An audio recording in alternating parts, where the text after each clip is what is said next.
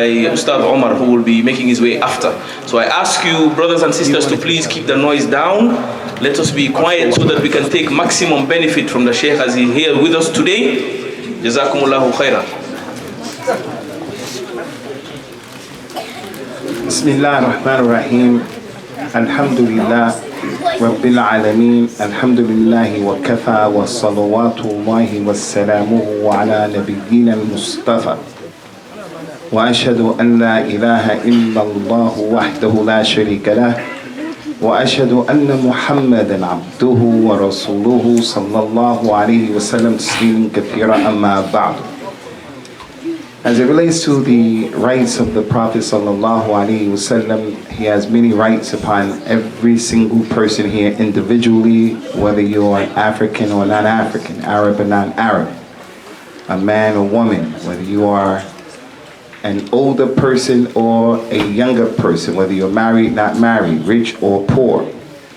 He has a number of huquq upon every single Muslim sallallahu alaihi wasallam. And each and every Muslim is going to be questioned by Allah Yawm al-Qiyamah about all of those rights. And he's also going to be questioned about some of those rights when the two angels, Munkar and Nakir, come to him when the person is in the grave. The Prophet says, sallallahu alaihi wasallam, that each and every person who dies is going to be asked, whether they are Muslims or non-Muslims, who is your Lord? And what is your religion? And what do you have to say about that man who came to you? Sallallahu alaihi wasallam. The person who has been guided by Allah, and Allah gave him the success to know his deen, to know the basics of the rights of the Nabi sallallahu alaihi wasallam, he's going to answer correctly, and he's going to say, he is Rasulullah, Abdullah wa Rasulullah. He is Allah's messenger, and he is Allah's slave. The people who go overboard, from people of Sufism in Gambia, Sufism in Djibouti, Sufism wherever you go, the people of Tasawwuf, the Qadianis, the Qadianiya and all of that stuff, they won't know the correct answer because they didn't know the religion that the Prophet brought sallallahu alaihi wasallam. So the one who has been blessed and he has tawfiq is going to say, he is Abdullah wa Rasulullah. So those angels will tell him, you got it right because of Allah. Allah guided you, not because you're smart, not because you're special. You got it right because Allah Azza wa Jal, He guided you to what is right. As for the one who didn't read, he didn't know, he's going to say, I don't know who he is. I heard the people saying something, so I said it. I came from Gambia, and there are Muslims in Gambia. I came from Senegal. There are Muslims in Senegal. I came from Mecca and Medina, and there are Muslims there. But I really didn't know who he was. So I knew that I had relatives. Their name was Muhammad. I knew there's a person saying Muhammad. I heard that. So I said what the people said. I'm not really knowing what I'm saying. Those two angels will say to the person, Ma talit, for ma darit. You didn't read. You didn't read while you were alive. You didn't read to know about your religion, to learn about it. And as a result of that, you don't know. You didn't know. And then Allah Ta'ala is going to begin His punishment in the grave. May Allah save us from that. So that's a sign and indication, ikhwani, whether you want to listen to this lecture or a person doesn't want to listen to this lecture, he wants to take it on board, doesn't want to, as the person likes. When an individual dies, he's going to be questioned about the Nabi of al-Islam, sallallahu alaihi wasallam. And depending upon what he thought, understood, and practiced in the dunya, is going to have an effect upon what's going to happen to him. So I want to take two ayat of the Quran, one from Surah Al-Fath and one from the third surah of the Quran, Al-Imran. And these two surahs or ayat give us a lot of the huquq that the Prophet ﷺ has over us. And there are many. We'll deal with 5, 6, 7, inshallah today, but they are many. The first ayat is Allah Ta'ala's statement, لَتُؤْمِنُوا. Allah Ta'ala mentioned, لَتُؤْمِنُوا بِاللَّهِ وَرَسُولِهِ وَتُعَزِّرُوهُ وَتُوَقِّرُوهُ وَتُسَبِّحُوهُ بُكْرَةً وَأَصِيلًا. You people have to believe in Allah and His Messenger. And you have to help and assist them. And you have to respect Him. And you have to glorify and praise them during the daytime and the nighttime. That's the first ayah. Gives us a number of rights that the Prophet has upon us, sallallahu alaihi wasallam. لِتُؤْمِنُوا بِاللَّهِ وَرَسُولِهِ وَتُعَزِّرُوهُ وَتُوَقِّرُوهُ وَتُسَبِّحُوهُ بُكْرَةً وَأَصِيلًا. You people have to believe in Allah and His Messenger. And you have to help and assist them. And you also have to respect them.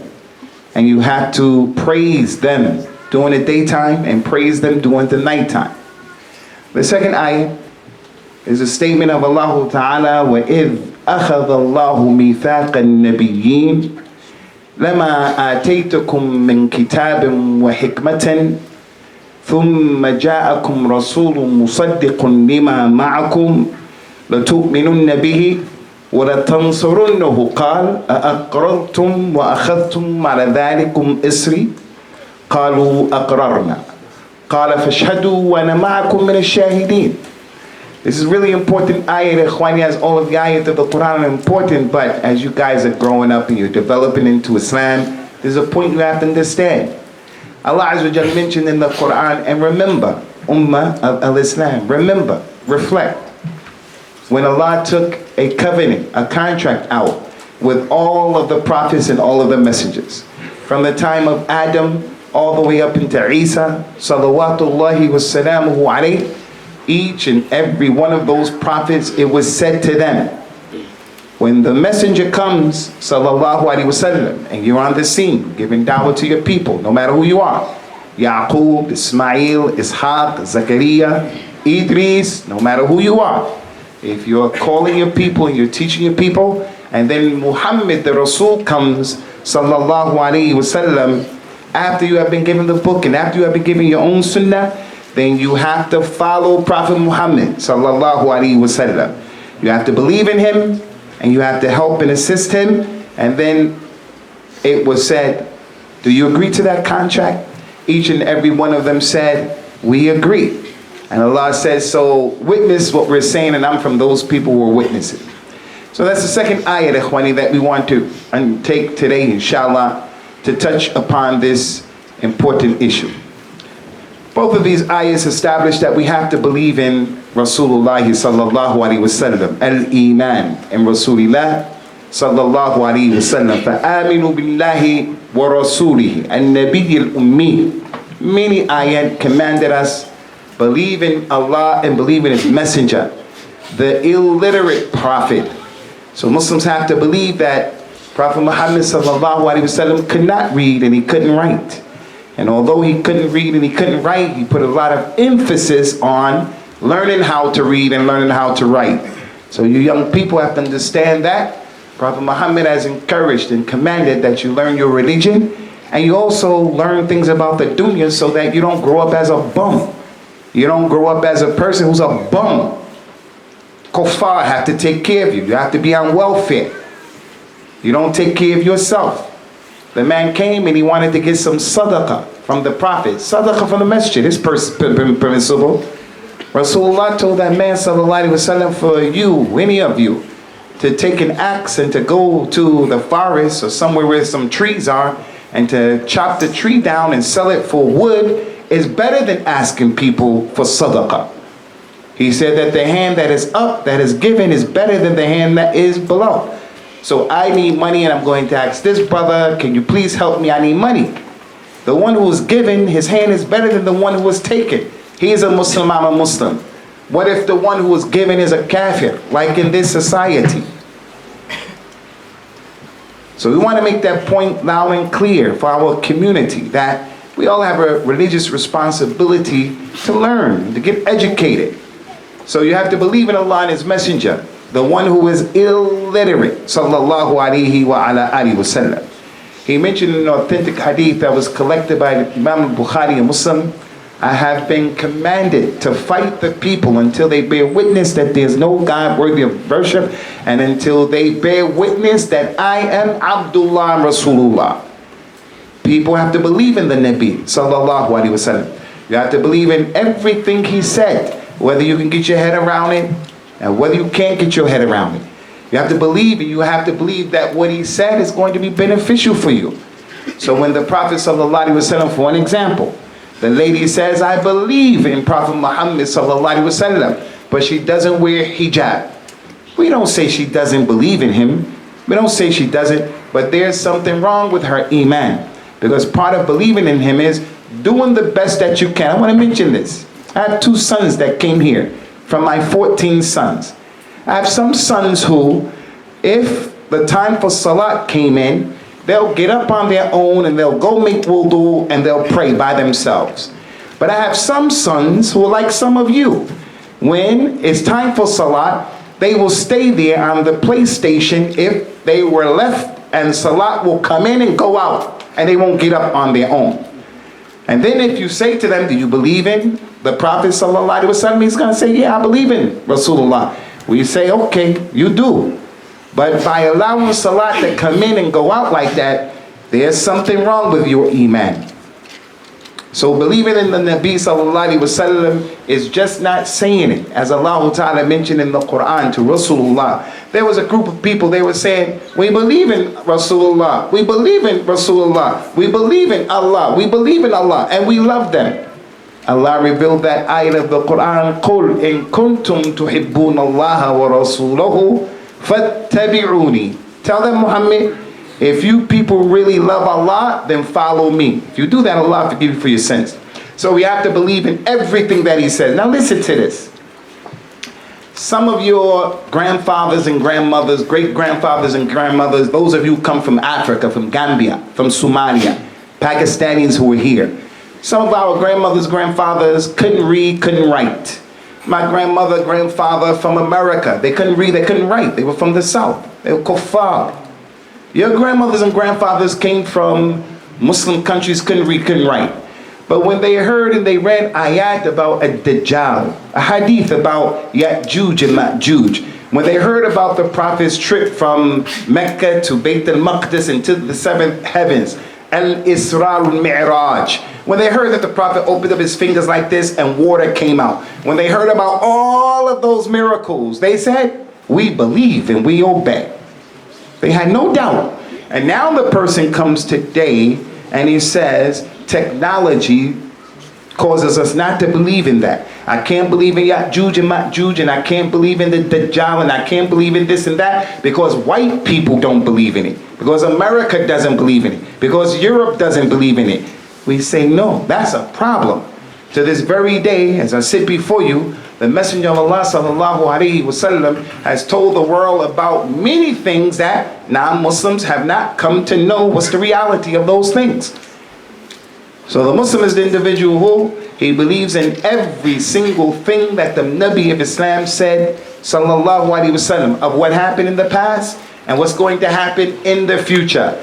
And if the Muslim had true iman, he could clearly see there's no way in the world that over 1400 years ago, Rasulullah sallallahu alaihi wasallam could have told us all of these things that are coming true, except that the person is going to say, my iman in him is going to increase, because how did he know that? Sallallahu alaihi wa ala alihi wasallam. From the 2 ayat, ikhwani, that we're using, both of them said, وَلَا تَنْصُرُنَّهُ. You have to help him. The other one said, وَتَعَزِّرُوهُ. You have to assist him. That's a covenant that Allah took from the best of mankind. All of the prophets and the messengers who came. When they came and they found their people and started educating their people and living with their people, they were waiting. If Prophet Muhammad came while they were there, sallallahu alaihi wasallam, they were going to take a step back and say, Ya Muhammad, Rasulullah, you are the leader. Your religion takes over mine. Your book takes over mine. So if Allah took that covenant from all of the prophets and all of the messengers, salawatullahi wa salamu alayhim ajma'in, he took that covenant from us as well, that we have to help the Nabi of Islam. And that's why he came to his people. Now Allah, from his names and his attributes, is that Allah is Al-Qawi, Allah is Al-Jabbar, Al-Azim. Allah is most powerful. He doesn't need anyone. Allah is Al-Ghani, doesn't need anyone.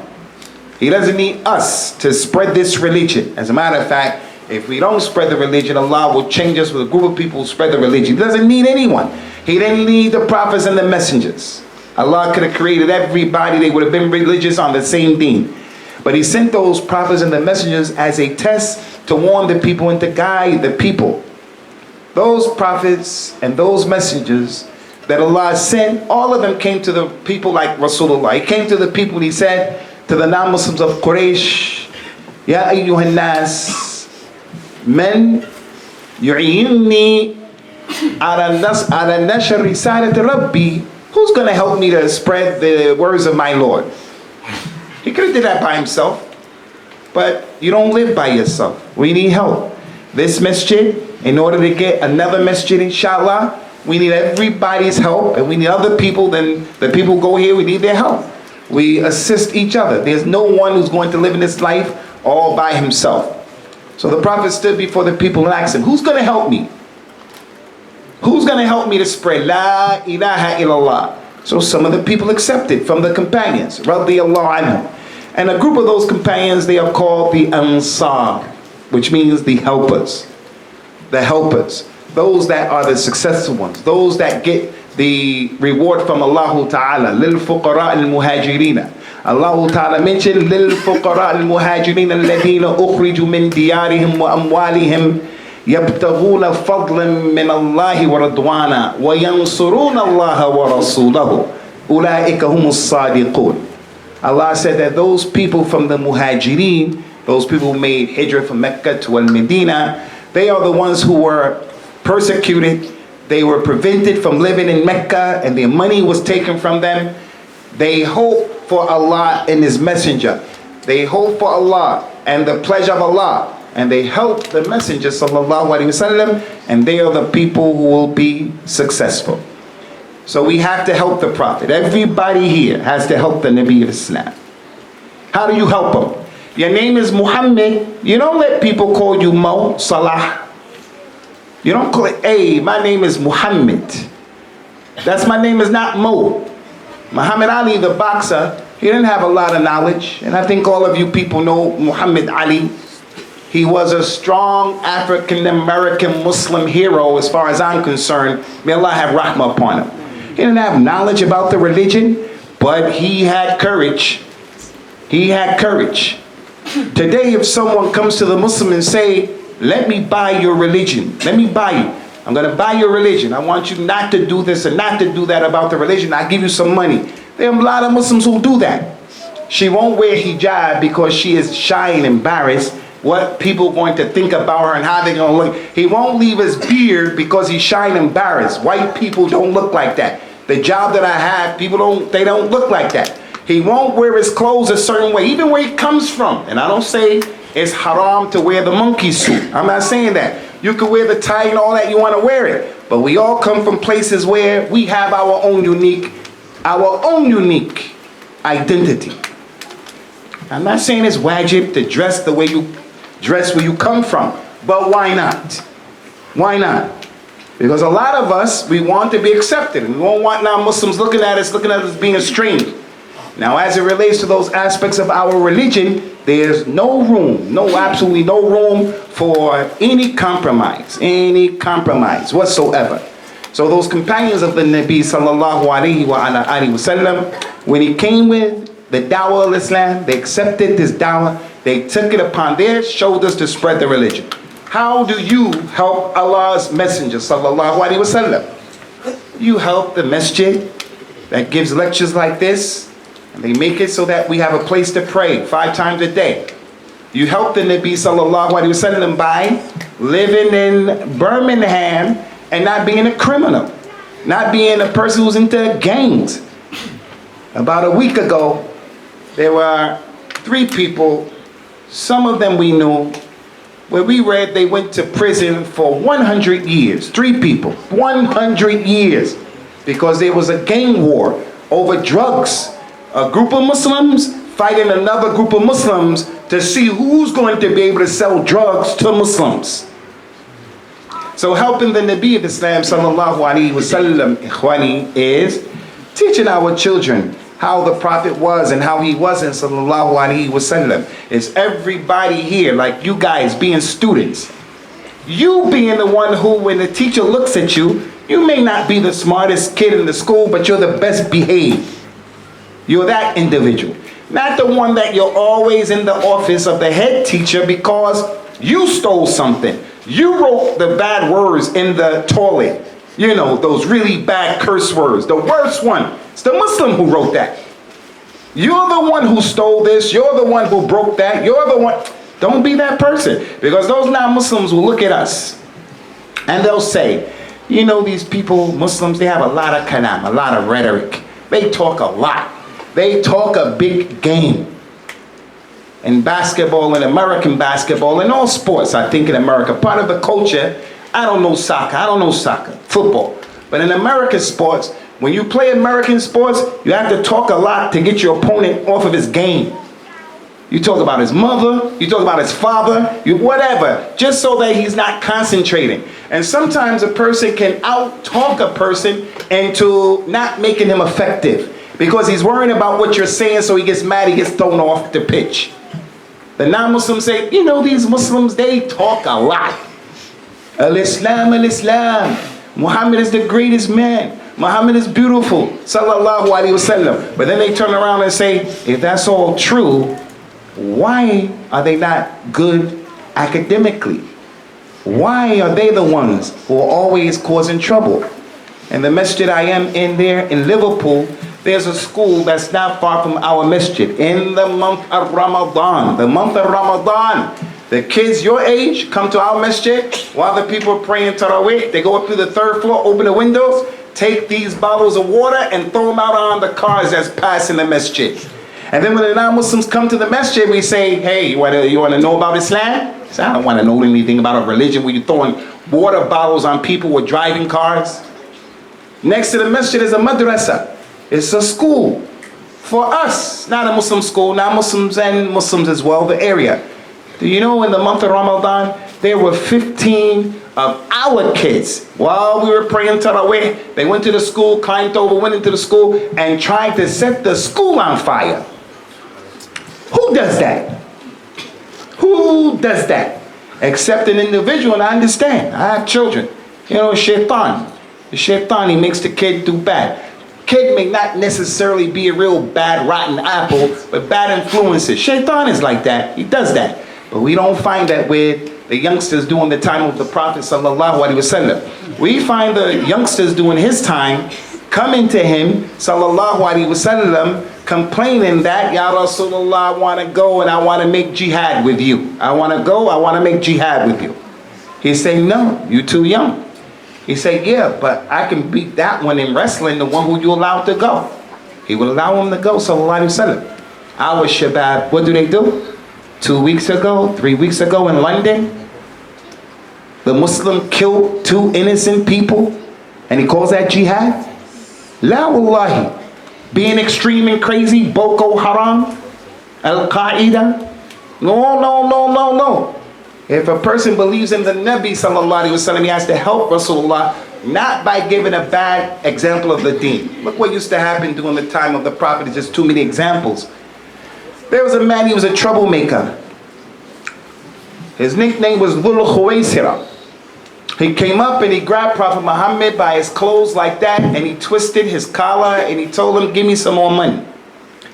The Prophet sallallahu alaihi wasallam took his hands from off of his neck.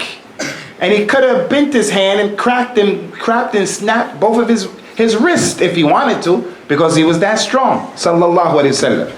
He took the man's hands off of him, and there was red around his neck because of what he did. When Umar saw that, he wanted to defend the sunnah. He said, Ya Rasulullah, give me permission, I'm going to chop his head off. His head get chopped off, rolled down the street. He wanted to defend Rasulullah. Prophet Muhammad said, no, Umar, don't do that. Because if you do that, the people who are not here, the people who are all the way over there in Blackburn and Preston, wherever, when they hear about what happened, they're going to misconstrue and change what really happened. They're going to say, Muhammad kills people because they don't agree with him. They're not going to say the truth, that this man disrespected Rasulullah. And that's why we're saying to our shabab, what's going on in China, what's going on in Burma, what's going on in India, what's going on in Palestine, what's going on in Iraq, what's going on in the Muslim world in Africa, where Muslims are being oppressed. You have to defend al-Islam. But how? By hook or crook? Blowing up people, killing people? The Prophet said, no, Imam, not like that. It's good that you're defending me, but not like that. One time some Jews, Allah said about the Jews, يُحَرِّفُونَ الْكَلِمَ عَنْ مَوَاضِعِهِ. The Jews changed the words of Allah from the different places. They came and they saw Prophet Muhammad sallallahu alaihi wasallam. The companions were sitting there. His wife was there. They said, Assalamu alayka ya Muhammad. Assamu, not assalamu. Assamu. Assamu means may you die. May poison be on you. Assalamu alayk ya Muhammad. Our mother Aisha heard that and she knew what they said. She said to them, and may poison be unto you too, you descendants of pigs and monkeys. She defended the Prophet sallallahu alaihi wasallam. She heard what they said about our Nabi and our Rasul sallallahu alaihi wasallam. May you die, may you have poison. She's a woman. She said, and may the curse of Allah, may may all of that be upon you. You children, you kids, you descendants of pigs and monkeys. Prophet Muhammad say, Aisha, take it easy. Take it easy. Take it easy. Easiness was never put inside of something except it made it beautiful. And it was never taken out of something that made it nasty and ugly. She said, Ya Rasulullah, but didn't you hear what they said to you? He said, I heard what they said. Did you not hear what I said to them? I said to them, and whatever you say, back unto you. So we don't defend him anyway. That's the point. You have to defend him, but not anyway. My parents, they're not Muslims. So I want to defend the Prophet of Islam, sallallahu alaihi wasallam, anyway. He, sallallahu alaihi wasallam, was in Mecca. He was at the Kaaba. And the Muslims were weak in Mecca, as you all know. Some people, they were drinking from the kuffar of Quraysh, and they were drunk. They took the intestines of a camel that had been dead. They cut it open and took the dirty, stinky, nasty intestines out of the camel and put it on the Prophet's back. Sallallahu alaihi wasallam. Now you gotta imagine that. I don't know about you. I don't know about you, but I would think if someone did that to one of us, it's gonna be a problem. You put intestines on me like that, yo? When he put those intestines on the Prophet, the companions were sitting there and they all didn't do anything. They sat there because they were being taught. At this time, we're weak. We don't have a lot of power. Don't do anything. His daughter, sallallahu alaihi wasallam, Fatima, may Allah be pleased with her, she came. She started wiping the stuff off. She started wiping, the little girl. And then she said to the kuffar of Quraysh, أَتَقْتُلُونَ رَجُلًا أَنْ يَقُولَ رَبِّيَ اللَّهِ. Do you fight a man, you do this just because he said, my Lord is Allah? She was a little girl. She was the one who had the ability to do what needed to be done. And no one in their right mind is going to say, Abu Bakr was afraid. Uthman was afraid. Ali ibn Abi Talib was afraid. No. So we defend the Prophet sallallahu alaihi wasallam in the way that we have the ability. And there are many ways. You practicing his sunnah, doing the sunnah prayers and the wajib prayers and fasting Monday and Thursday and fasting Ramadan and doing those things that he told you to do. Especially the things that are not wajib, but the things that are the sunnah, so that the sunnah can spread amongst the people. We have to move on because there are many issues. Many issues. But I have to repeat that thing about helping him. It means if I have the ability and I have the strength, like with my kids, with my wife, I have the ability to make them do something and not to make them do something. Their cousins, nephews, nieces, aunties, uncles, I have something to do. They'll listen to me. So some of them, I have to do it with strength. Some of them, I have to do it easy. The important thing is I have to do something. You're the older brother and you have younger siblings, you have to help the Prophet by teaching your kids, teaching your brothers, and so forth and so on. So we have too many ayat. Allah Ta'ala mentioned in the Quran about what happened with his companions. إِذَا جَاءَ نَصْرُ اللَّهِ وَالْفَتْحِ. If the help of Allah comes, وَرَأَيْتَ النَّاسَ يَدْخُلُونَ فِي دِينِ اللَّهِ أَفْوَاجًا. You see the people coming into the religion, then you make the tasbih of Allah. How did that happen? That happened that the people started coming into Islam, the Nasr of Allah came as a result of the efforts that the companions made with the Prophet sallallahu alaihi wasallam. So he used to ask those people, do you want to go to Jannah? Do you want to go to Jannah? You want to go to Jannah? You want to go to Jannah? The people say, I want to go to Jannah. He would say, then let's go and fight these non-Muslims. Fi sabilillah. قُلْ هَلْ أُدُلُّكُمْ عَلَى تِجَارَةٍ تُنْجِيكُمْ مِنْ عَذَابٍ أَلِيمٍ. Tell them, Muhammad, you want to get a transaction that will protect you from a grievous punishment? Then believe in Allah and His Messenger and fight in the cause of Allah. But what fighting in the cause of Allah? Being crazy? No. Boko Haram are crazy people. They hurt our religion more. They make people look at our religion and say, this religion of Islam, those people are barbaric. And then they lie on the Messenger of Allah and make people think that Prophet Muhammad sallallahu alaihi wasallam was a person who loved blood and he loved to hurt and kill people. And that's not true. From the rights of Rasulullah sallallahu alaihi wasallam from these two ayahs is the statement فَتُسَبِّحُوهُ بُكْرَةً وَأَصِيلًا, that you should praise and give tasbih to Allah, and you should also praise Prophet Muhammad sallallahu alaihi wasallam. Listen, ikhwani fillahi. Saying sallallahu alaihi wasallam is a thing that most people are falling short of the mark on. Most people. Because we'll hear his name many times, but we won't keep saying sallallahu alaihi wasallam, although it's a small, easy thing to do, and the reward is very, very big. And we hear this, and we know this, and we still won't do it. He told the people sallallahu alaihi wasallam, and salla alayya wahidatan sallallahu alayhi biha ashra. Anybody who says sallallahu alaihi wasallam on me, I'll say it back. Allah will say it back to him 10 times.